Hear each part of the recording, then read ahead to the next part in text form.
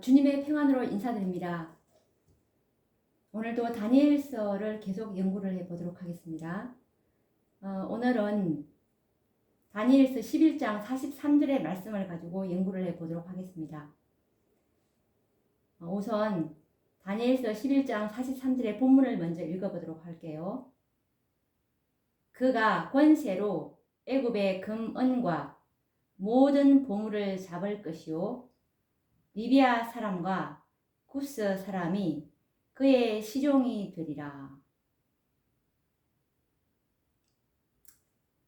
그가 권세로 애굽의 금은과 모든 보물을 잡을 것이라고 했고, 그리고 리비아 사람과 구스 사람이 그의 시종이 될 것을 예언하신 말씀인데요. 여기서 그가 다니엘서 11장 42절에 지난번에 연구한 말씀에서 열국의 그 손을 펴리니 애굽 땅도 면치 못할 이 시기는 바로 이 로마 법왕권이 이제 미국을 제치고 직접 전면에 등장하는 시기가 될 것입니다. 이때까지는 미국이 전면에서 모든 일을 행했지만 이제부터는 법왕권에게 지상권이 넘어가게 된다는 그런 의미입니다. 이 북방왕의 위치를 고수하던 미국이 그동안 미국이 북방왕의 자리를 고수하고 있지 않았습니까? 그런데 이 미국이 법왕권에게 그 위치를 넘겨주게 된다는 뜻이죠. 이제 일요일 법령이 온 세상에 그 위세를 떨치고 모든 백성들에게 경제적 통제가 이제 시행되는 시점이 되었을 때가 그때가 되겠는데요.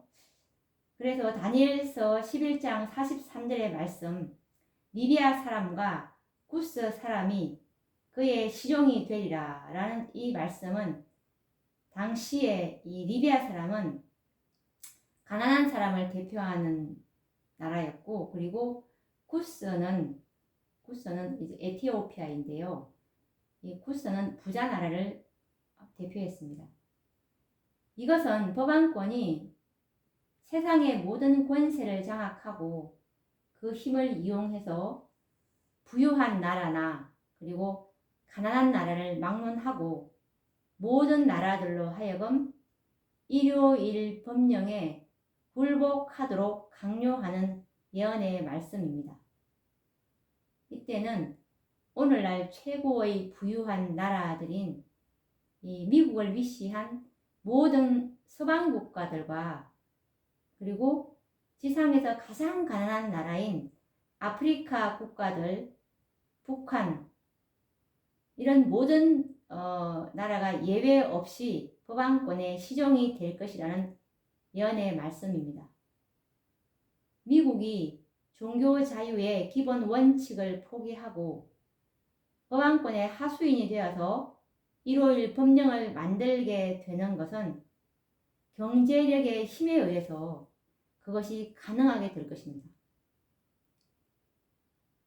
오늘날 국제 정세를 보면은 법왕권의 하수인들인 금융가들에 의해서 온 세상의 돈이 관리되고 있음을 우리가 보게 되는데, 미국과 법왕권은 막강한 경제력을 이용해서 일요일 법령을 제정하도록 모든 나라들에게 이제 압력을 가하게 될 것입니다. 경제력은 법왕권의 강력한 무기로서 모든 나라를 자신에게 굴복하도록 하는 중요한 수단이 될 것입니다. 그러면 우리는 지금 이 시점에서 잠시 사단의 정책과 계획이 무엇인지 한번 확인을 해보고 넘어가도록 하겠습니다. 사단은 최종적으로 미국이 아닌 법왕권으로 최상권을 얻도록 하는 것이 그의 계획임을 우리는 성경에서 확인을 할 수가 있습니다. 이것이 요한계시록 13장에 예언되어 있는데요. 요한계시록 13장 2절에서 4절 말씀을 보시면 내가 본 짐승은 표범과 비슷하고 그 발은 곰의 발 같고 그 입은 사자의 입 같은데 용이 자기의 능력과 보좌와 큰 권세를 그에게 주었더라. 그의 머리 하나가 상하여 죽게 된 것 같더니 그 죽게 되었던 상처가 나음에 온 땅이 이상히 여겨 짐승을 따르고 용이 짐승에게 권세를 주므로 용에게 경배하며 짐승에게 경배하여 가로되 누가 이 짐승과 같으뇨 누가 능히 이로 더불어 싸우리요 하더라 라고 예언되어 있습니다. 사단은 자신의 충실한 대리자인 법왕꾼으로 하여금 잃어버린 최상권을 회복시키기 위해서 계획을 세우고 있었습니다. 머리가 상하여 거의 죽게 되었던 법왕꾼이 어떻게 그의 상처를 회복시켰고 그리고 또 온 땅이 이상히 여겨서 그를 따르도록 하였는지 이 목적을 성취하기 위해서 사단은 다음과 같은 계획을 갖고 있었습니다. 어떤 계획이냐면 사단의 이 계획이 첫 번째로 법왕권과 미국을 먼저 연합시키는 일이었습니다. 이미 언급하였듯이 법왕권과 미국은 원수지간이었다는 것을 우리는 역사적인 배경을 통해서 알게 되었습니다.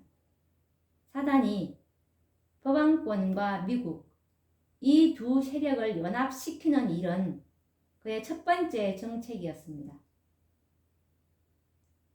이와 같은 계획을 성취시키기 위해서 이미 우리가 보았듯이 사단은 남방왕 소련을 이용하였습니다.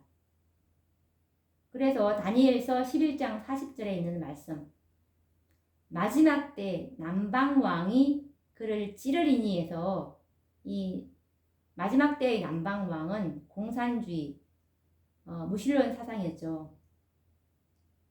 소련이었고 그리고 북방왕은 미국이었습니다.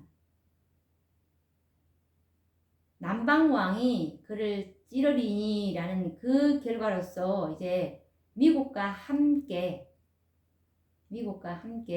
큰 피해를 입은 법왕권은 오랫동안 원수지간이었던 관계를 청산하고 남방왕을 대적하는 이 공산주의를 대적하는 일에 공동전선을 펴게 된 것이었습니다. 사단은 이처럼 법왕권과 미국을 연합시키는 일에 성공함으로 말미암아 미국으로 하여금 먼저 나온 짐승 법왕권이죠. 법왕권을 위해서 우상을 만들 수 있는 토대를 놓은 것입니다. 이와 같은 자신의 목적을 성취하기 위해서 남방왕 소련은 이제 지상에서 이제는 사라져야 하는 것이죠. 자신의 충실한 대리자인 법왕권에게 최상권을 주고 그를 통해서 하나님의 율법을 짓밟고 짐승의 표인 일요일 법령을 제정하기 위해서는 무신론주의를 신봉하는 남방왕 소련은 매우 거치는 존재이고 공산주의 세력이 있는 한 온 세상을 법왕권의 지배하에 들어가도록 하는 일은 불가능하기 때문입니다. 사단은 미국과 법왕권의 연합 세력을 이용해서 자신의 충직한 종이었던 남방왕 소련을 위시한 공산 세력을 지상에서 사라지게 하였습니다. 이것이 마지막 때에 사단이 추진할 계획이었고 이미 성취를 보았습니다. 그리고 둘째로는 사단은 법왕권에게 세상의 모든 재물, 곧 경제력을 주어서 미국을 위시한 모든 나라들로 법왕권에 충실한 시종으로 만드는 정책을 갖고 있습니다.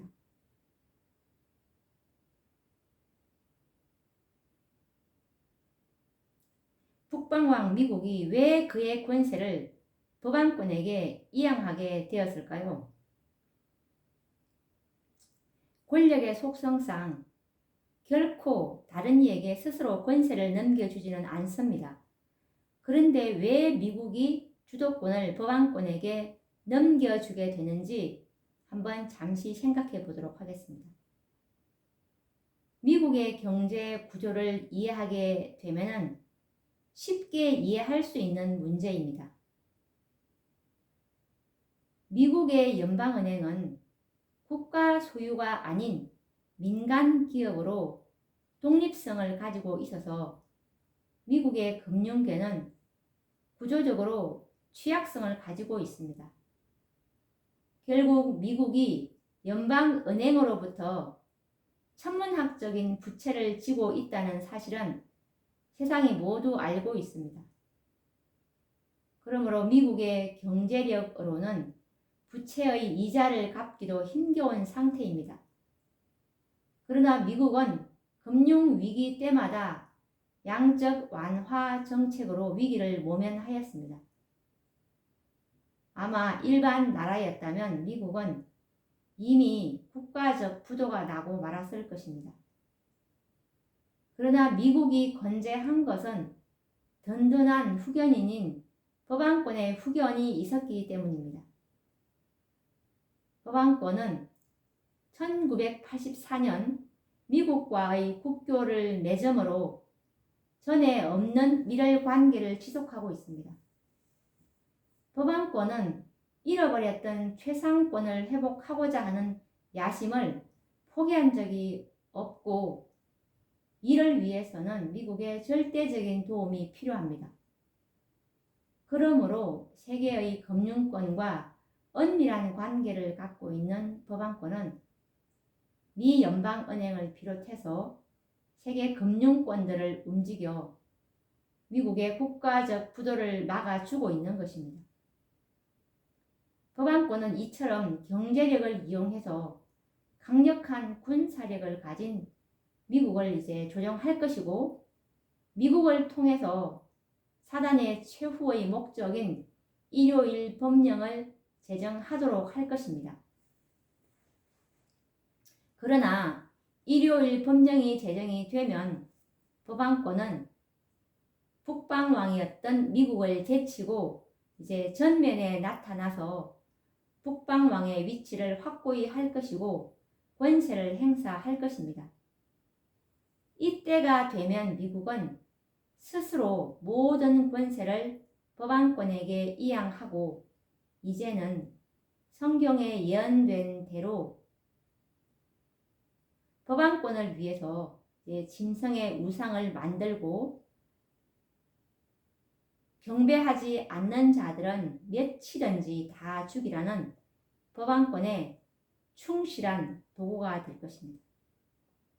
이것이 요한계시록 13장 14절에서 15절에 예언된 말씀인데 보시면 짐승 앞에서 받은 바 이적을 행함으로 땅에 거하는 자들을 미혹하며 땅에 거하는 자들에게 이르기를 칼에 상하였다가 살아난 짐승을 위하여 우상을 만들라 하더라. 저가 권세를 받아 짐승의 우상에게 생기를 주어 그 짐승의 우상으로 말하게 하고 또 짐승의 우상에게 경배하지 아니하는 자는 몇이든지 다 죽이게 하더라. 라고 예언을 하고 있습니다. 사단은 이와 같이 경제력을 이용해서 북방왕 미국의 주권을 법왕권에게 이양하도록 만들 것입니다. 다니엘 11장 42절과 43절에 의거해서 볼 때 사단은 세계의 경제를 법안권의 권한 하에 두고 모든 사람들을 그의 백성으로 삼으려는 계획을 실현시키기 위해서 노력하고 있습니다. 이것은 계시록 13장의 예언인 짐승의 우상을 세우고 모든 사람들로 짐승의 표를 받도록 하기 위해서 경제력을 이용하지 않고서는 모든 나라들이 법안권에 굴복하지 않을 것이기 때문입니다. 그러므로 전 세계의 경제력을 한 곳으로 모으고 그 경제력을 이용해서 부자나 빈궁한 자나 모두가 법안권의 시종이 되도록 할 것입니다. 돈은 돈 그 자체의 능력을 가지고 있습니다. 그래서 사단은 지상의 재물을 자신의 관리하에 두고자 하는 것입니다. 특히 하나님의 백성들에게 매매를 하지 못하도록 궁지에 몰아넣고 여자의 남은 자손들에게 생계의 방도가 끊어지게 하기 위해서 반드시 온 세상을 통제할 수 있는 경제 체제를 만들 것입니다. 온 세상 거민들의 재물을 기만적인 방법으로 빼앗고 그 다음은 법률적으로 경제를 통제해서 사람들에게 이제 위협을 가하게 될 것입니다. 이렇게 함으로 하나님의 택한 백성들에게 생계의 방도가 끊어지게 할 것입니다.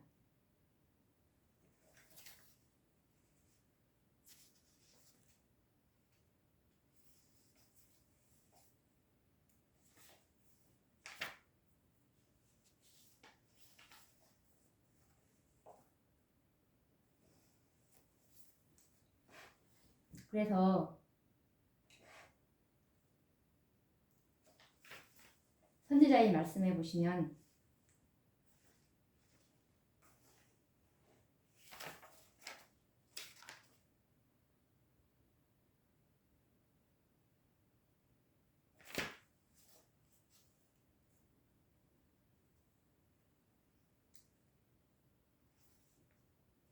시대의 소망 121페이지에 보시면 사단과의 마지막 대쟁투에서 하나님께 충성하는 자들은 모든 세상의 생계의 방도가 끊어지게 됨을 보게 될 것이다. 세상의 권세에 순종하여 하나님의 율법을 범하기를 거절하기 때문에 그들은 매매하는 일을 금지당하게 될 것이다. 마침내 그들을 사형에 처하라는 명령이 내리게 될 것이다 라고 선지자께서 예언을 하셨습니다. 이것이 다니엘 11장 43절에 예언되어 있는 말씀인 그가 권세로 애굽의 금은과 모든 보물을 잡을 것이요 리비아 사람과 구스 사람이 그의 시종이 되리라 라는 말씀이 응하게 되는 때입니다.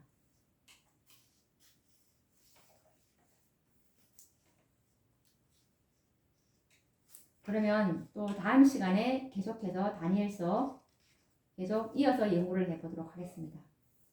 감사합니다.